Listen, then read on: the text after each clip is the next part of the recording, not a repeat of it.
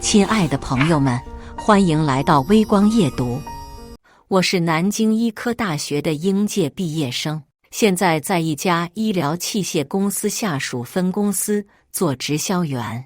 我们公司除了销售总公司自主研发生产的人工关节产品，如髋关节、膝关节和肘关节外，也代理销售一些骨科创伤产品。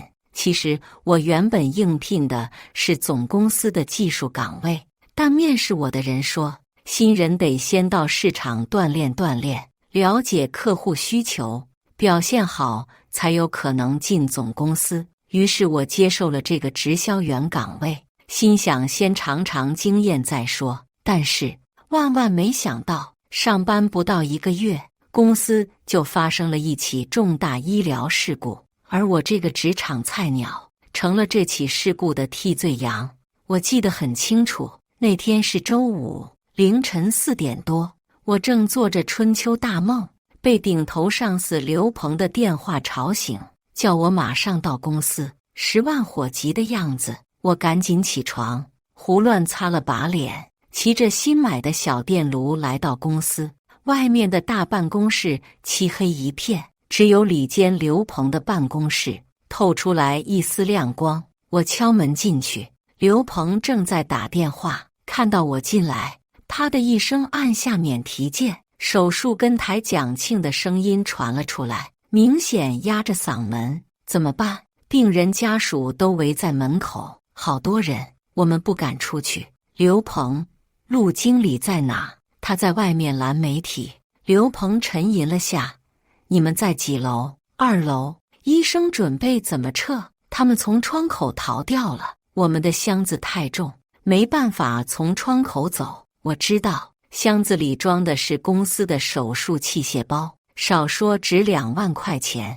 刘鹏想了想，说道：把手术衣裤结成绳子，有医用绑带最好。先把箱子掉下去，人再下去。好，有很多绑带。蒋庆的声音有点兴奋，小心点，掉箱子下去时别砸着人，工具回来再清洗。刘鹏挂了电话，抬头看向我，眼里射出2把小飞刀。李虎，你闯大祸了。我闻言一愣，你送错了电钻，出人命了啊！我脑袋一懵，张大了嘴巴。我很快知道了，昨天下午5点多，华章医院给病人做一台膝关节置换手术，在缝合时，由于电钻振幅过大，病人又患骨质疏松症，结果造成2次伤害，发生胫骨粉碎性骨折，继而引发皮下大面积出血。好在主刀医生朱主任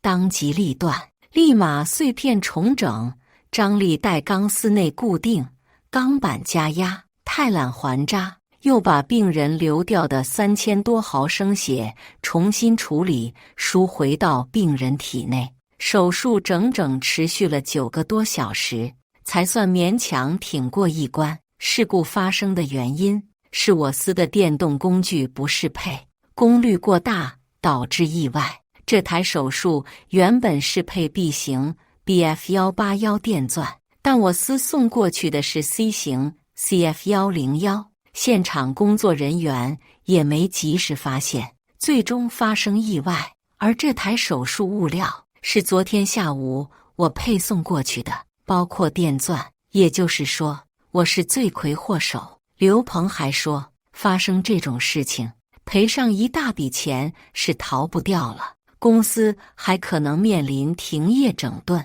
我本人也将进入行业黑名单。如果病人死了，说不定还要吃牢饭。可是我对天发誓，我昨天配送物料时送的就是 B 型电钻。刘经理，我没送错，我真没送错。我努力使自己平静下来，谁能证明？刘鹏冷冷地说道。我一下语塞，确实没人证明。从配物料到送到护士手里，至始至终都没有第3人在场。好死不死，因为时间紧迫，我又没有叫护士当场开箱验收。可我不甘心，想了想去，除了现场医生，只有蒋庆能证明我没送错电钻，他是手术跟台。于是打蒋庆的手机，却没人接，再打就关机了。也许真的是我忙中出乱拿错了，没想到调查组这么快就来了。打头的姓谢，另一位看样子是助理，拖着个大箱子，老板程董带着进了门。后来才知道，事故发生后，程董自驾6小时，连夜从总部赶到医院，整夜都没合过一次眼。看到平日一派斯文的程董，此时却头发凌乱，两眼血丝。我只觉老脸发热，一股罪恶感油然而生。想起2个月前，我到公司总部面试，看到企业文化展示馆里满满的一面专利墙，旁边的电子屏幕上循环播放着程董带着团队日以继夜研发新产品的画面。我心潮澎湃，也想搞研发搞技术，于是过3关斩6将应聘进来。没想到屁股还没坐热，却把程董架上了火炉。我想自证清白，但程董显然不相信我被冤枉了。好在他也没怎么为难我，只是停掉了我所有的工作，其实主要是培训，要我等调查结果。调查组的人呢，也并不发表意见，只是叫我如实交代昨天下午的工作内容。内容其实也很简单。昨天下午快下班时，刘鹏在外面打电话回来，说华章医院有个急诊，有个病人发生车祸，右膝关节受伤严重，需要马上手术。当时只有我一个人在公司，刘鹏就发来产品和器械清单，在电话里指导我配备物料。我按清单拿了2套 IG2 型膝关节假体，手术用1套，备用1套，又配好相应的手术器械，装箱出门。我这是第1次单独作业，由于老司机们都不在，没人审核，我生怕出错，检查得格外仔细，全部照着清单看一样，画一个勾。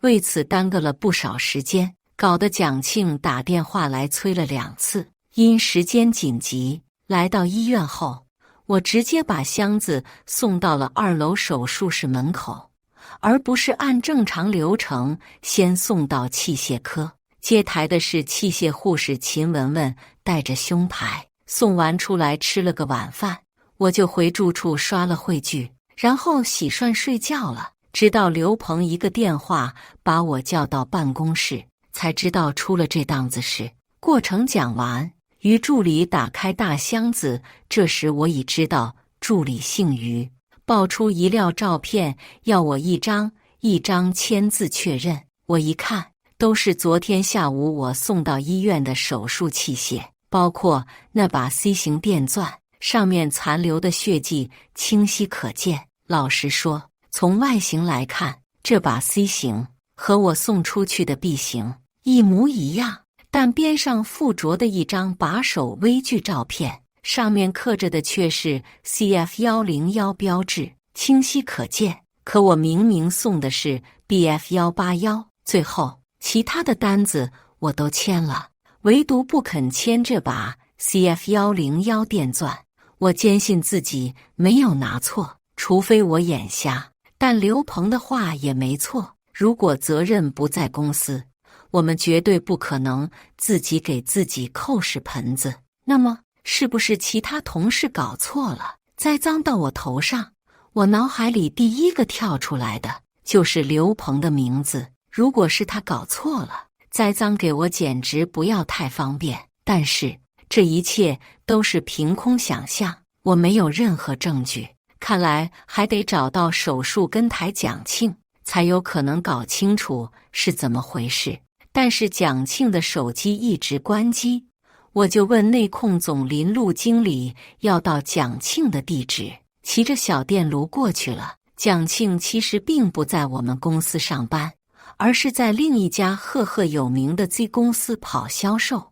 我当初其实是想进 Z 公司的，但面试没通过。听老员工讲，蒋庆原是刘鹏的手下，后来跳槽去了 Z 公司，但刘鹏给他的提成高，他有时便飞单过来。这次这个病人就是他飞单过来做的。到了 Z 公司，门卫一听说我找蒋庆，说蒋庆已被公司开除了。看来 Z 公司情报功夫不错，但我并不死心，猫在那里等到他们下班。瞅着个面善的男生，说是蒋庆的朋友，从外地过来的，手机没电了，请他帮忙联系一下蒋庆。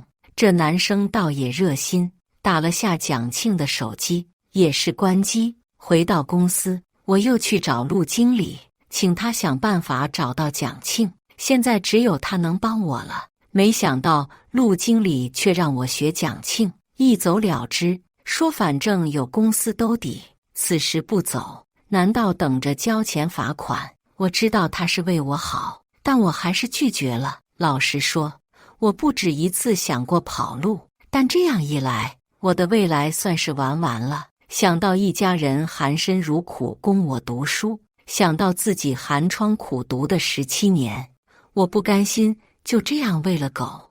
我一定要把事情查个水落石出，还自己一个清白。但是我没想到，这个决定竟然捅翻了一个老鼠窝。蒋庆这条路是行不通了。我把目光转向了医院。手术一般是由器械护士接台合作消毒工作。秦雯雯最有可能知道我送的是 B 型还是 C 型，如果能从他身上找到突破口，说不定问题能迎刃而解。但是这条路更艰难，等于是让他出卖自己的老板。不过也不是一点希望都没有。刚才去找蒋庆的路上，表姐赵雅给我打电话。表姐在某大厂做内容运营，嗅觉比狗还灵。听说本市发生了一起医疗事故，还和我们公司有关，就想从我这里挖出点料来。两人一聊才知道，前不久他接过一个私活，给华章医院写软文，认识秦雯雯，这正是打瞌睡有人送枕头。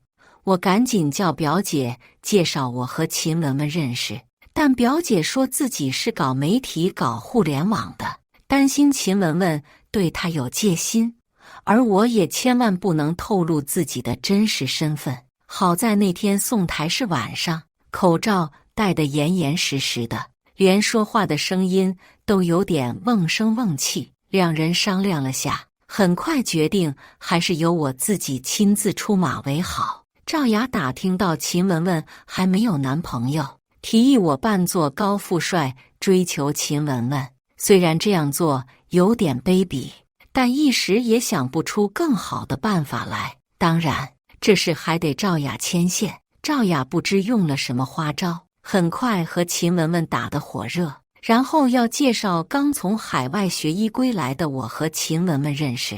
我向曾经的上铺兄弟富三代赵春阳借来一身名牌，又开着他的法拉利出了门。恕我直言，富家公子追一个没怎么见过世面的年轻女生是一件比较轻松的事情，何况我长相不赖，风趣幽默，谈吐不俗，前两项天生，后面一项有时装逼。很快，秦雯雯对我的好感与日俱增。说实话，我对秦雯雯也颇有好感，她长得很合我眼缘，身材匀称，肤白羽柔，一看就是心地善良的那种姑娘。难得又是同行，有时我们聊起来，赵雅倒显得有点多余，她就故意起哄，让我们之间的暧昧又多了几分。当然，这一切都是在偷偷进行。自从事情发生后，同事们看到我就像看到瘟神，个个离得远远的。人们在危险面前明哲保身，在利益面前奋不顾身，所以这个世界上枭雄很多，英雄很少。好在还有陆经理能说说话，打探消息，但他和刘鹏走得近，保不准哪天说漏嘴，所以这事我连他也瞒着。在这里插一句，手术后5天，病人终于脱离了生命危险，从 ICU 转到了普通病房。我大大松了口气，不过后来才发现，我当时忽视了一个很重要的细节，就是我成天跑东跑西，公司竟也不派人看着，难道就不怕我跑了？但那时我的注意力都在秦雯雯身上，忽略了这一点。否则，如果能早点发现反常，也许可以早点查到事情真相。病人转到普通病房后1周，调查组又找我了解情况。我仍然没有在电钻照片上签名，但听他们的口气，好像基本认定是我送错了电钻。我必须赶在调查结果公布之前撬开秦雯雯的嘴。但随着和秦雯雯的感情日深，我却陷入了巨大的矛盾之中。我无法想象，如果有一天秦雯雯知道了我一直在欺骗她，在利用她，会是什么情形？赵雅其实也有点担心，跟我商量这事，要不就算了。可我想到自己的处境，又不得不狠下心，继续之前的计划。我想，等我洗涮冤屈后，我会想尽一切办法补偿她。这天秦雯雯上晚班，下班时已是凌晨2点多，我接她去吃宵夜。一路上，秦雯雯都不怎么说话，和平时不太一样。我直觉和事故有关，但也不便多问。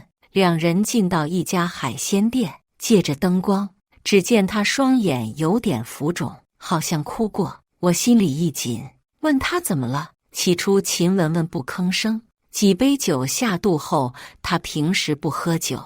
她开始吐槽最近有台手术发生意外，明明是主任做手术前喝酒了，手抖出的错，却把罪名算到她头上，说她没有核对好工具出的事，她怕丢掉工作，只好背了这个锅。我没想到秦雯雯竟和我一样，当了人家的替罪羊。我又急又气，要找主任算账，吓得秦雯雯酒醒了大半，拉住我不让我走。送秦雯雯回去后，我立马拨通了刘鹏的电话。此时已接近凌晨4点，但我也顾不得许多了。之前我一直怀疑是刘鹏搞的鬼，看来是冤枉他了。但当我告诉刘鹏，事故是朱主任喝酒造成，与公司无关，更与我无关时，刘鹏却告诉我，是他陪朱主任喝酒了，是中午喝的。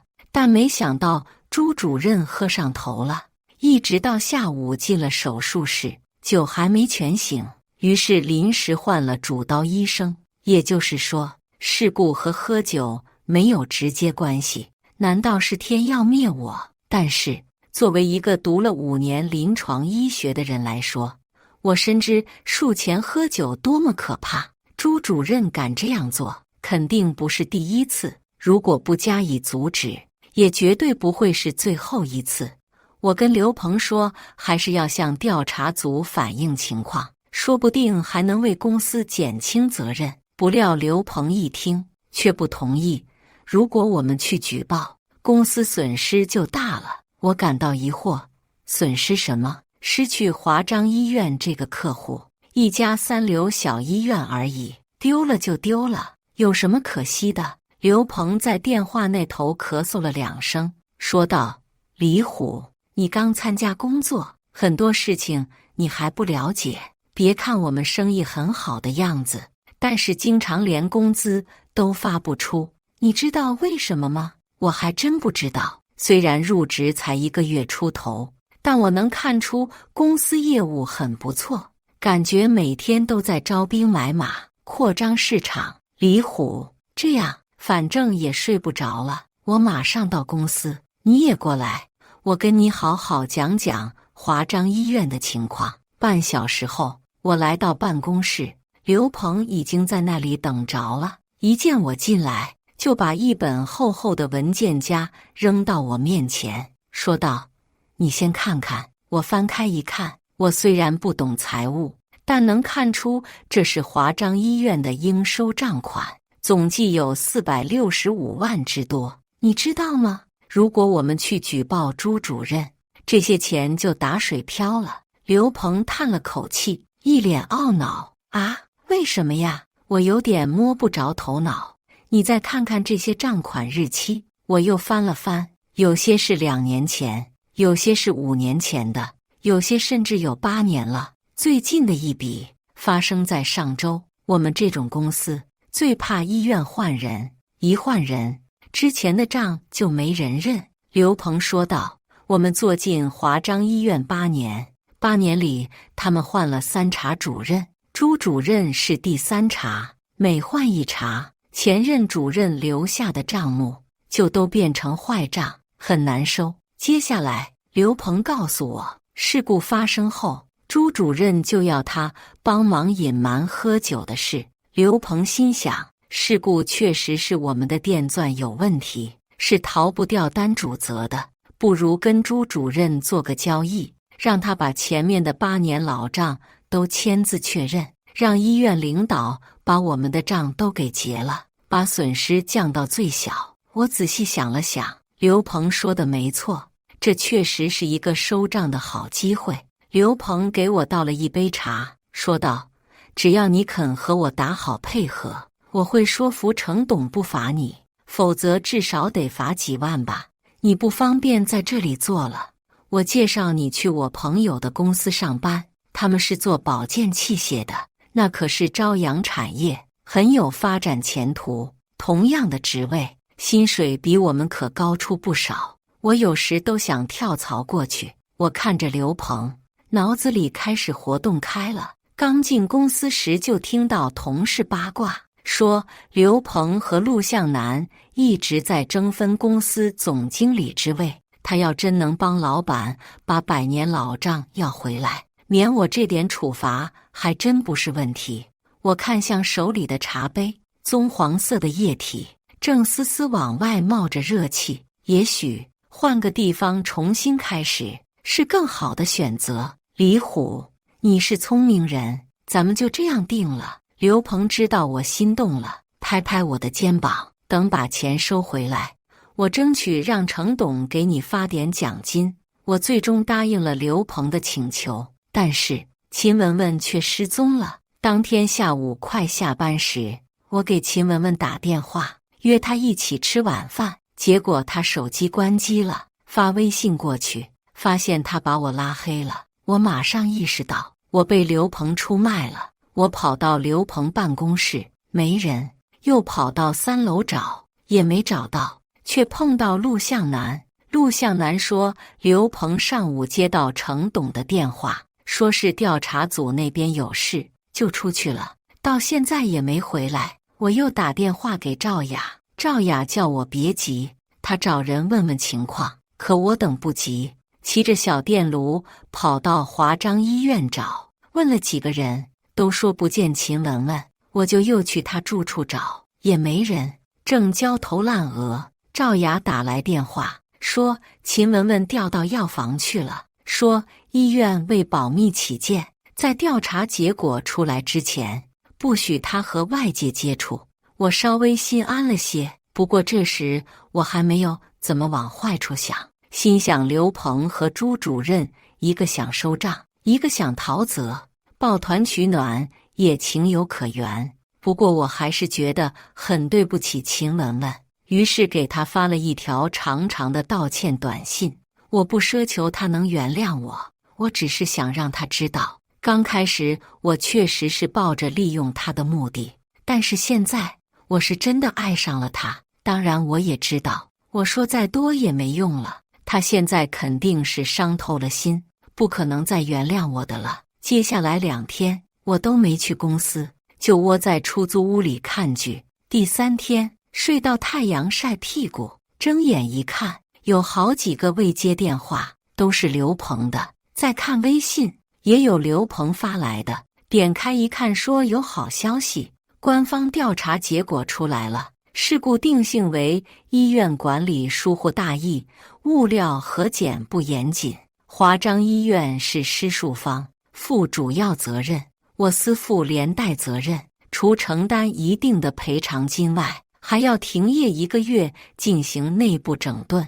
刘鹏说这已经是最轻的处罚，看来程董这段时间东奔西走跑公关，努力没有白费，怪不得只在出事那天见到程董一次，此后就再也没见他露过脸。还有一个好消息是，程董终于同意放我一马。末了，刘鹏还给我发了个502块钱的红包。我感觉这个数字有点怪怪的，想了半天才想起来502是交税。我毫不客气地收下红包，跟谁生气也不能跟毛爷爷生气。次日来到公司，意料之中的人事给了我一纸辞退书，又让我在薪资条上签字，手续很快办完。我也没什么好收拾的，临走前我想跟陆向南打个招呼再走，于是背着背包上4楼。陆向南的办公室在4楼，刚走到3楼楼道拐角处，上面传来下楼的脚步声，还有说话的声音。仔细一听，是刘鹏。这段时间收着点，改回旧版。这次好不容易让李虎背走这个货，再出点事，找谁来斗？刘鹏这时也看到了我想躲闪已然不及，只好硬着头皮往上走。刘鹏看到是我，赶紧收起手机，讪笑道：“手续都办好了。”我点点头，看着他，脑海里还在想着他刚才说的话，那个工作的事，我跟我兄弟说说。刘鹏有点结结巴巴，我摇摇头，我早就想好了，这事了，我就离开这里，换个城市，换个行业，重新开始。只是刘鹏刚才那话是什么意思？改回旧版？什么旧版？难道说这电钻分新版旧版？听他这话是有人送了新版，出事了，而我是那个旧厂的人。我又一次来到华章医院，这次我一定要见到秦雯雯。来之前，我给秦雯雯发了条短信，希望她能说实话，不只为我，也是为她自己，但却收不到她只字片言。我知道秦雯雯这段时间上晚班，所以就选择晚上过来。这时医生都下班了，只有一些急诊病人进进出出。我把口罩拉过鼻梁，既然医院已经对秦雯雯采取措施，必然对我也有所防范。我直奔门诊1楼，一个房间一个房间找。医院药房一般都在1楼，但我把1楼转了个遍，也不见秦雯雯的身影。于是我又返回急诊药房，带着个当值药师，说是秦雯雯的男朋友，问秦雯雯在哪里。对方说有可能在住院部药品库。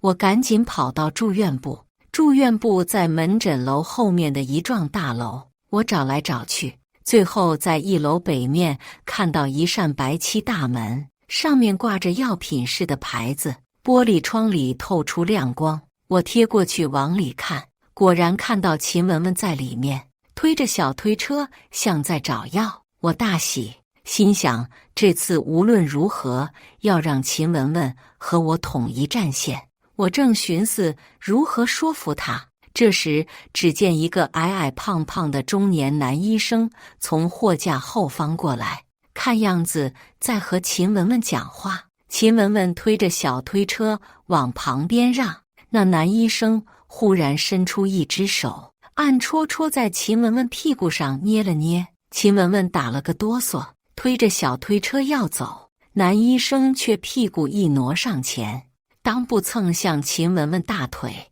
我一看，顿时怒从心头起，恶从胆边生，一脚把门踹开，冲进去朝男医生裆部就是一脚。男医生一下捂着裆部蹲在地上，发出杀猪般的嚎叫。秦雯雯吓得花容失色，一看是我，赶紧把我往外推。这时外面进来2个白大褂，问发生什么事。这色狼还真能掰，一身正气，大义凛然声称发现药品库潜入小偷，为保护医院财产挺身而出，反而被攻击。我气急而笑，为自己辩解，但没人信我。再看秦雯雯，却不见人影了。我一下子失去了辩解的欲望。白大褂之一掏出手机报警，另一个人则打电话喊保安。我一下清醒过来，猛地撞开挡在身前的白大褂，拔腿就跑。我一口气跑到大门口，只见2个保安正提着警棍跑过来，后面一群人也大喊大叫着追了上来。我一看跑不掉了，就索性不跑了，举起双手放开喉咙喊：你们不用抓我，我不跑，我也不是小偷，我叫李虎，是某某医疗器械有限公司的业务员。上个月你们骨科发生一起医疗事故，哥哥想让我背货。你们医院有个护士是知情人，我是来找他了解情况的。不等我说完，2个保安一左一右扭住了我的胳膊。这时，一个身材中等、面色黝黑的中年男医生挤了进来，凑近看了我一眼，朝2个保安说道：这个人有精神病，赶紧把他带走。是，朱主任。朱主任。我一愣，想要再看清楚点对方，对方却一扭头走了。2个保安一左一右架起我的胳膊，就把我往医院里拖。等等，等等！一个焦急的女声传了过来，是秦雯雯。我差点流下泪来。误会，误会！秦雯雯却并不看我，朝2个保安大哥陪着笑。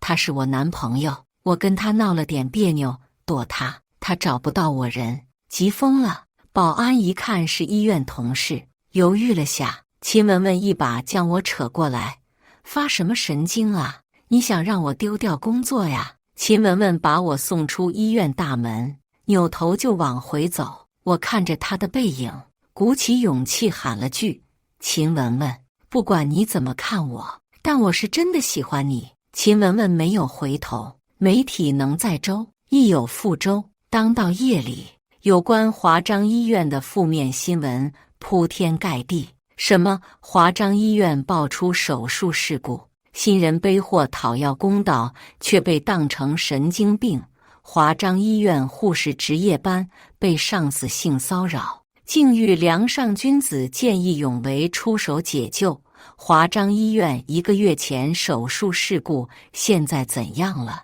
等等，瞬间传遍全网。与此同时，2周前，一位网名叫鸡啾啾的作者写了一篇华章医院到底发生了什么的文章，也被吃瓜群众扒了出来。这篇文章不但对上次发生的医疗事故前后做了详细介绍，还图文并茂、有理有据分析背后另有隐情，呼吁主管部门彻底严查等等。我猜文章是赵雅写的，打他电话却不接。第2天一大早就接到赵雅的电话，叫我上网看新闻。我点开手机 ，OMG， 热搜前10至少有3条和华章医院有关。不过我还没高兴多久，华章医院热度就噗噗噗直往下掉，很快沉了底。正纳闷，赵雅打电话来说应该是被公关了。2人互相骂了几句娘，挂了电话。我洗涮了下，正准备出去吃早餐，这时外面有人敲门，开门一看，竟是陆向南。只见平时很注重仪表的他，此时却发丝凌乱，两眼泛红。我赶紧把他让进来。对陆向南，我其实一直心存感激，找蒋庆时他帮过我一把，虽然后来我再去找他，他就让我找刘鹏。我也能理解，毕竟刘鹏才是我的顶头上司，他不想得罪人。我以为陆向南是来慰问的，没想到他竟是来做说客的。李虎，程董已经答应不罚你，你怎么能出尔反尔？被当面责问，我多少有点难为情。陆经理，对不起，但是我没送错电钻，我不想背这个锅。人证物证都在，上面文件都下来了，你再搞就是捣乱了。你看你昨晚这一闹，医院和公司4处打点，至少得花掉大几十万，这些钱可都是要我们公司出。李虎，我警告你，这是到此为止，否则老板可就没这么宽宏大量了。陆向南脸上闪过一丝阴恨的表情。我看着陆向南，心中一凛，昨天上午和刘鹏通电话的人，难道是他？陆向南走后，我整理了下头绪，给秦雯雯发了条短信，雯雯，能不能告诉我，在我之前，是不是有人已经到过医院送台？秦雯雯没回我，我不死心，继续发，雯雯，我保证不会让你丢工作，我只是想知道事情的真相，现在只有你能帮我。这次秦雯雯回了我短信，李虎，这件事就算了吧，你斗不过他们的。我回他，可是我想试试，不是怎么知道。好半天，秦雯雯又发来短信，说下班后过去接他。我大喜过望，这时手机叮咚一声，有人发来一条短信，是个陌生号码，里面只有一句话：小李你好，建议你了解一下你们公司的 IG3 产品。IG3 这名字好像在哪里听过，但我就是想不起来。这次秦雯雯没有再隐瞒什么，在我之前，确实有人已经送物料过去了。这个人就是陆向南，他告诉我，我送台过去时，手术其实已经发生了意外。这个病人年纪较大，骨质疏松，膝关节又有点畸形。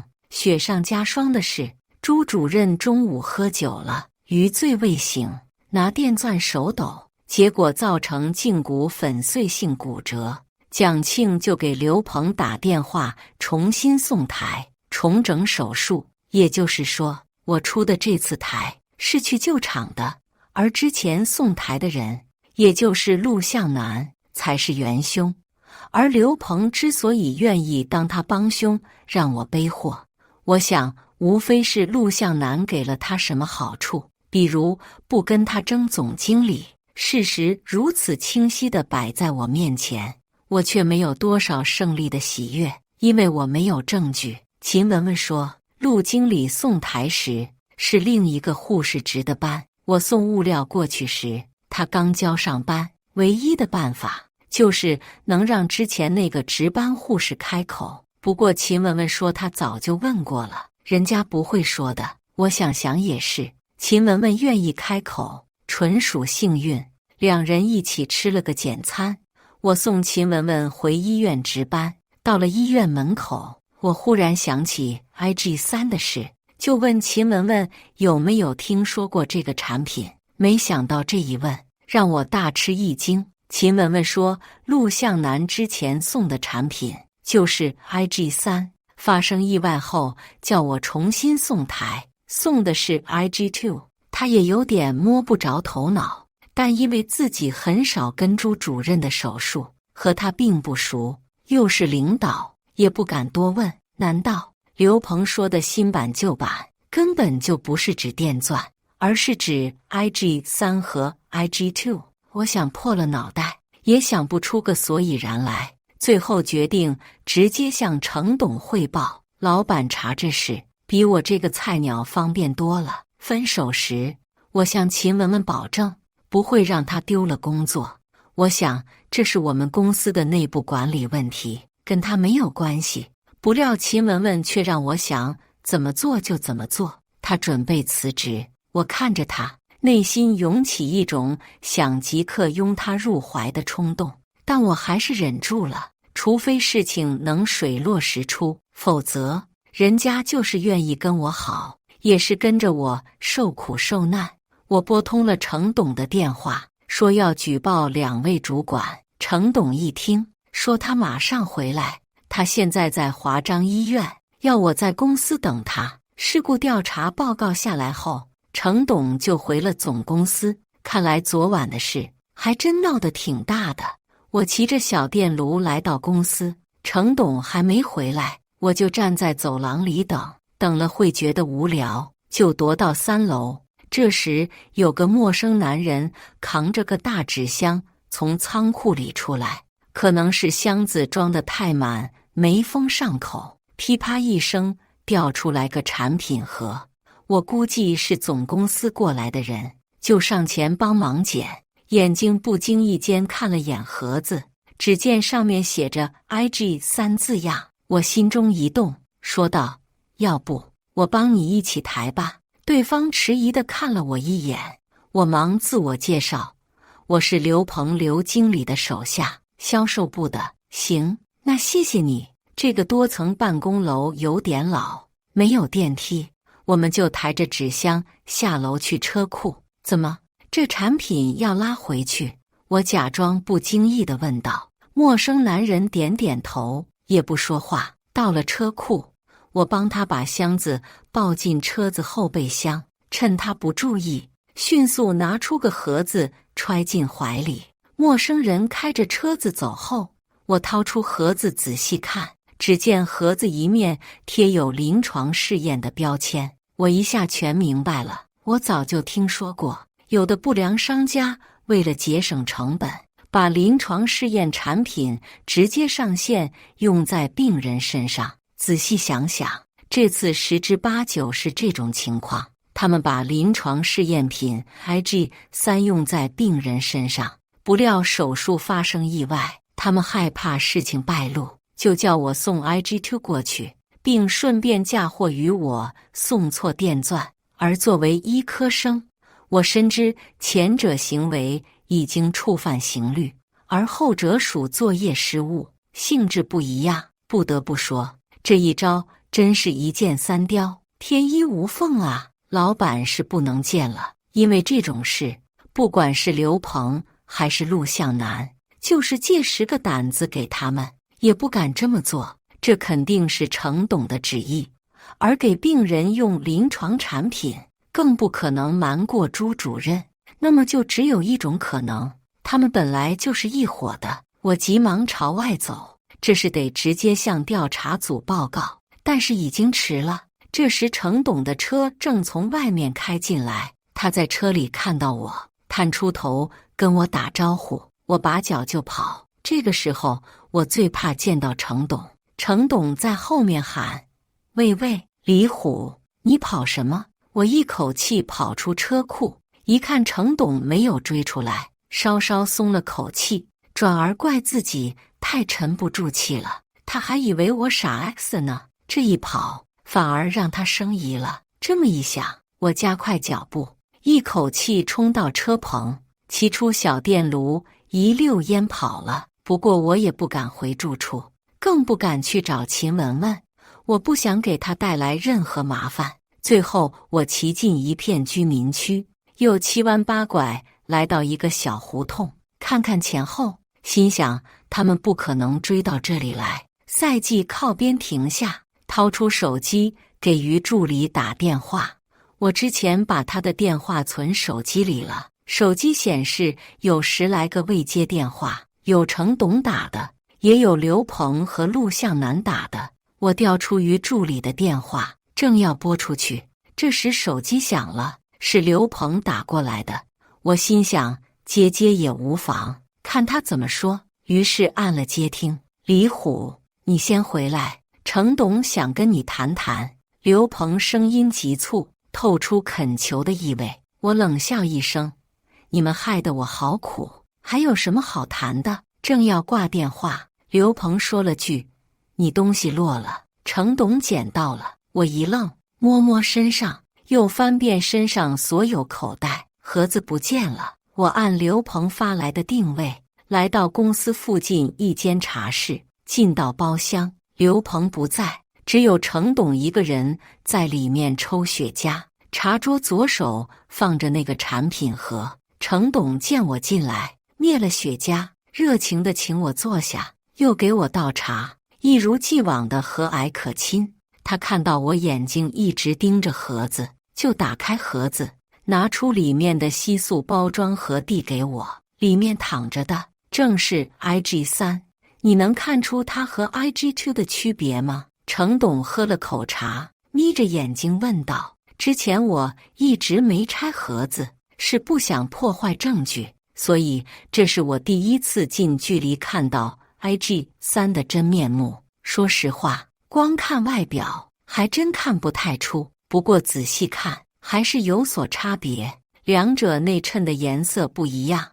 IG2 我比较熟，第一次上产品培训课，讲师给我们讲的就是 IG2， 说是我们公司的关节主打产品，内衬是乳白色，是一种超高分子聚乙烯材料，而手里的这个 IG3 内衬颜色偏黄，有点像双皮蛋奶的颜色。IG3 是我们公司新研发的产品，内衬是陶瓷材料。程董直指 IG3 解释道，陶瓷材料抗磨损，硬度高，最重要的是它的磨损颗粒不会引起周围组织过敏，相反，聚乙烯碎屑偶有引起骨溶解的例子。程董顿了顿，又说道，华章医院那个病人，考虑到他年纪比较大，要是引起术后过敏，再进行2次手术，担心患者身体吃不消，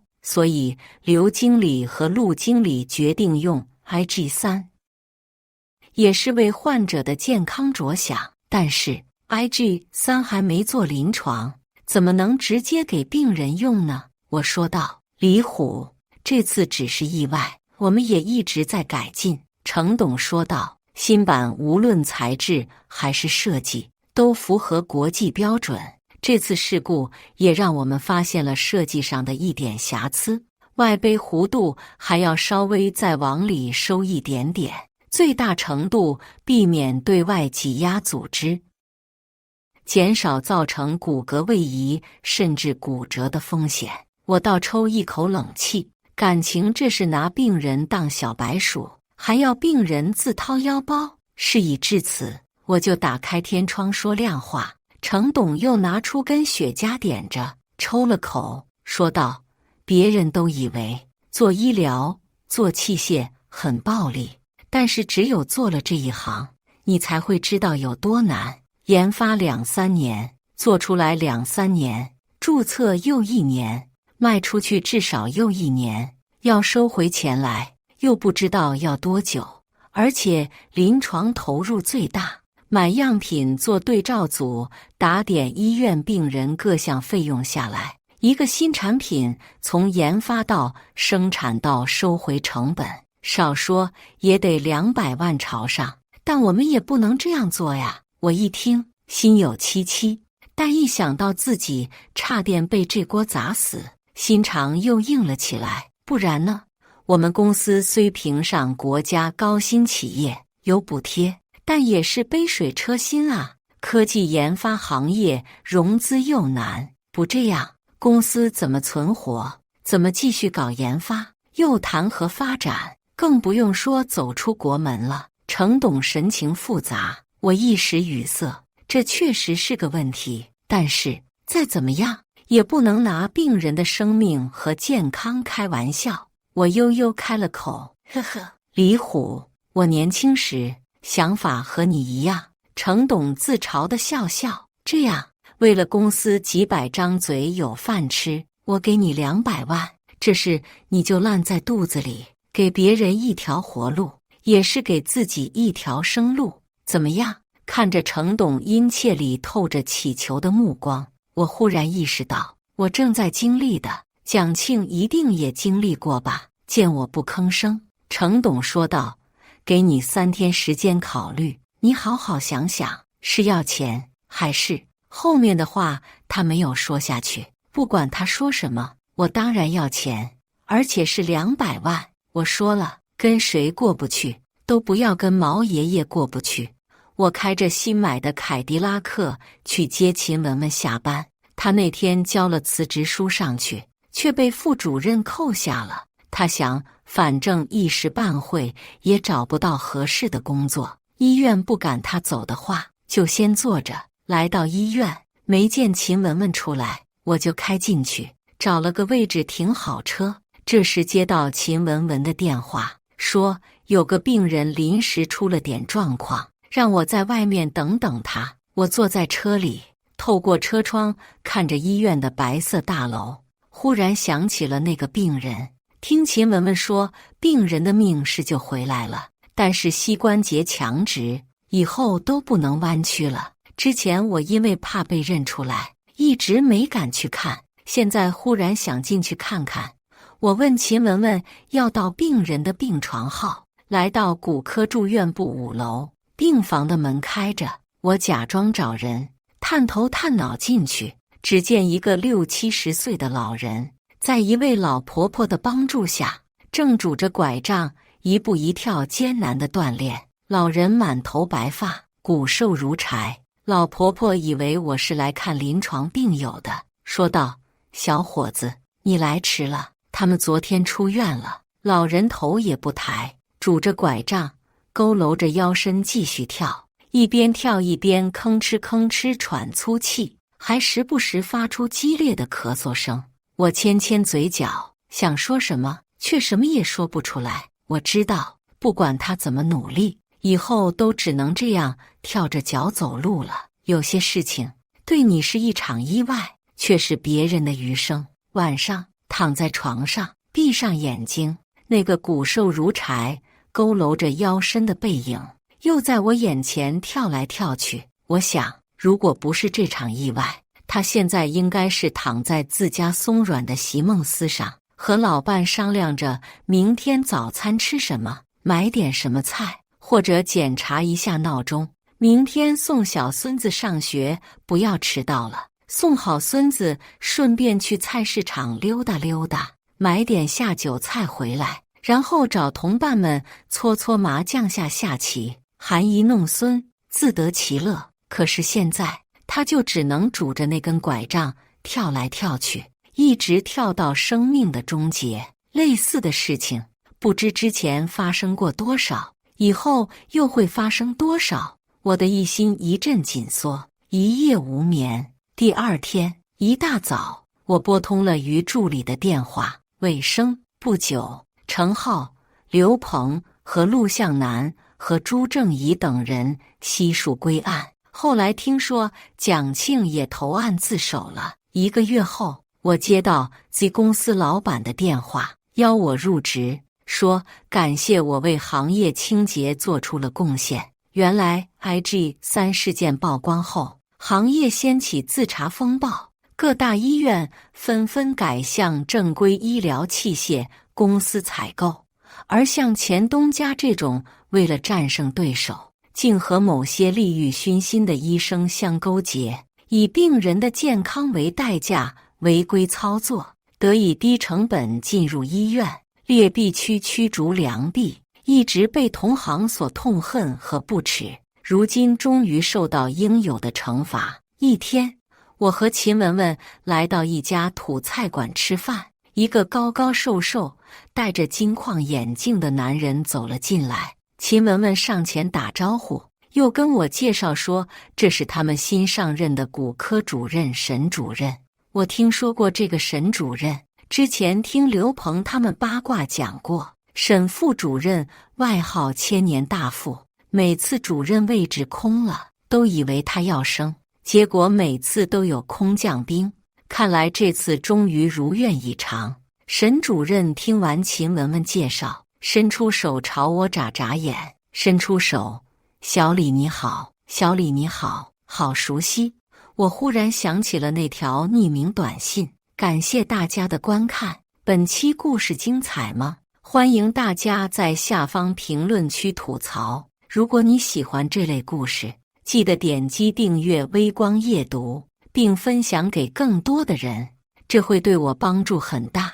再次感谢大家的观看。